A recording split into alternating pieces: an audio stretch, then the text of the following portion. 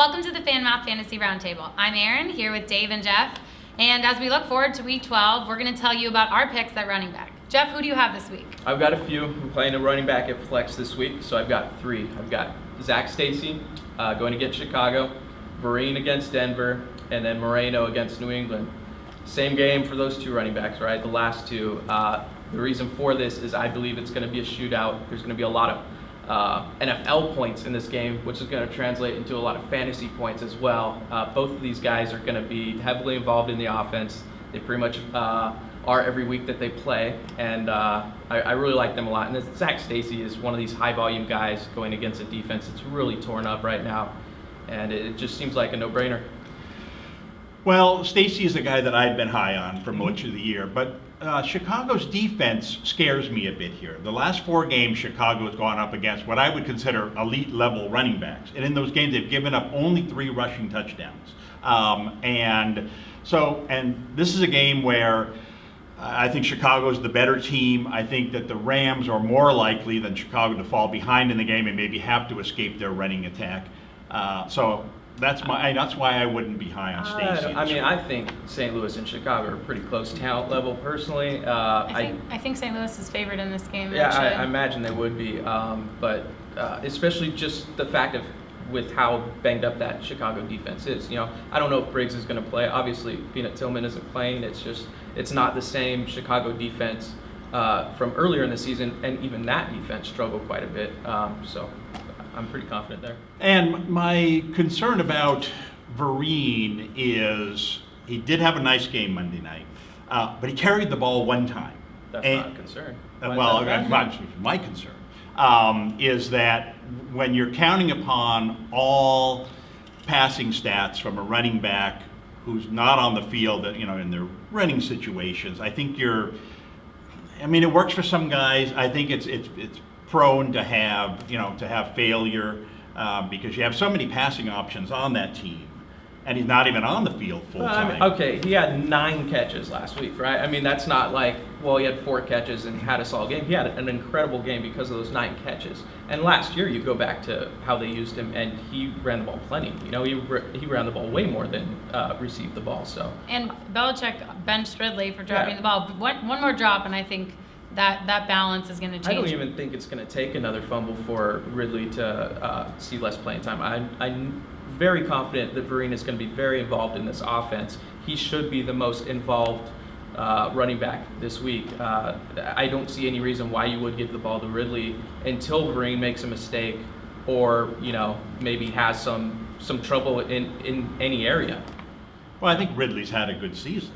He's had an okay season touchdown-wise, but he has really struggled with fumbling the ball, and Bill Belichick absolutely hates that. He keeps giving him second chances because they haven't had Vereen. Vereen's healthy now, so they've got another great option. His other options before that were Brandon Bolden and LeGarrette Blount. Those aren't, very, very good options to turn to. Right, and I would say the same argument, perhaps to a lesser extent, about Moreno, is that you have Ball, who's entered the picture here. Now, he scored the 2 rushing touchdowns in the last game. I certainly don't expect him to take all the touchdowns away from Moreno, but the fact is that he did have probably his best game of the year, and maybe you could project him to even play more moving forward. That's got to hurt Moreno's numbers. I don't think so. 27 carries, even with the Ball having that great game. But 27 carries for 70-something yards? That's against a great defense. And no catches. That's my biggest concern with Moreno. He didn't catch the ball once. That's part of his value thus far in the season has been his ability as a receiver as well. And that kind of scared me a bit. That's a part of game plan. You'll see against New England. New England gives up a lot more rushing yards than Denver does. So than the Chiefs do. So I really don't think that's going to be an issue. Moreno should be very heavily involved, but Ball will get his too. Don't get me wrong, but there's plenty to get in that offense. When's the last time you played a running back who wasn't a big pass catcher? It's in a PPR league. Yeah. They're hard to pass up. No. Yeah. No pun intended. Who are your running backs this week, Dave? Well, I also have 3 of them, and as I mentioned in my quarterback pick, I think I have 3 really good running backs, and they all have something in common. In fact, a couple things in common. They are all featured backs, high volume backs, playing for teams that I expect to win their games rather handily against opponents who are very poor against the run. I think it's just the perfect matchup in all three cases. And so good, in fact, that this is why I went with all three of them and took a slightly lesser quarterback. I've got Matt Forte against the Rams. Forte, I think, should have a monster game against the Rams. Frank Gore against Washington. We've seen the 49ers, when they're at their best, they're running the ball. These last 2 weeks, they've lost their games. Gore hasn't been a big factor, but here's a game where he could have a big influence, I think, against Washington in a night game, the Monday night game. And Eddie Lacy of Green Bay, same thing here. Green Bay should have their way with Minnesota. Minnesota's a terrible team. Green Bay's got a backup quarterback. I would think Lacy's going to have a high volume game carrying the ball. So, like I said, I think there's something in common for all three of them. Yeah, these are pretty much all three guys that I consider putting in my lineup. They're guys that I kind of go to and look at their matchups and look at how they've been doing lately and look to put them in my lineups. But I don't think they're bad picks, don't get me wrong. But there are concerns there that led me to other options, because I do think this is a great week for fantasy and there are plenty of matchups to take advantage of. With Gore, you look at just his recent performance and it's a little scary. With New Orleans, I saw that as a great matchup for him, and he really struggled in that game. Lacy, without Aaron Rodgers in there, that really scares me. They are able to stack the box now. There is no legitimate backup for the Packers, and there is no passing game, so that concerns me as well. There's a lot of potential there. The matchups are good. With the Washington-San Francisco game, I agree that the Niners are going to blow a team out here. They've looked pretty bad recently, and this is their chance to just kind of, let the whole game plan out, show some tricks like Harbaugh did a lot more last year. We had a lot of things up our sleeve that we haven't really tried this year, and I think it's going to be a great opportunity for points in that game. Well, this game, 49er game, is very similar to week 4 of the season, where they were coming off consecutive losses.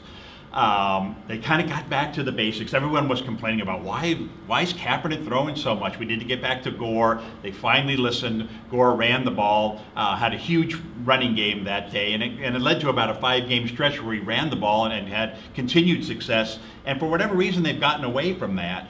I just think and who am I to say, but I think it's time for them to get back to what's worked for them. The last time they lose 2 in a row, he had a big game. Now they've lost 2 in a row. I just think we've seen this before. Maybe it's time for him to have that game again. I couldn't agree more. I think that this is going to be a big game for the San Francisco offense. Oddly enough, my concern with your picks might be Matt Forte. I don't know what version of St. Louis we're going to get. They've been a pretty wild team in terms of performance from week to week. They held Marshawn Lynch to 23 yards a few weeks back. I don't know who they are. I mean, the way they blew out the Colts, it seems on paper like a great matchup, I agree, but we might get the best version of the Rams we've seen all year. Yeah, it seems like an okay matchup in my opinion. I don't get why Dave's so high on the Bears right now, thinking this is going to be a blowout. But well, what I do like about this matchup is 2 games ago the Rams played the Titans, and Johnson rushed for 150 yards against them, had his best game. Then last game, the Rams shut down the running game against Indianapolis, but Indianapolis backs caught 12 passes in that game. And here's Forte, who, you know what, you give me the run, I'll take the run. You give me the pass, I'll take the pass. I mean, he can beat you in both of those ways. So you're playing him as a pass catcher. Well, he's ridden Forte quite a bit. I thought, we can't let him go unselected. She's playing Stacy, you're playing Forte. There you go. Those are our running back picks this week. Check out our next video for some wide receiver picks.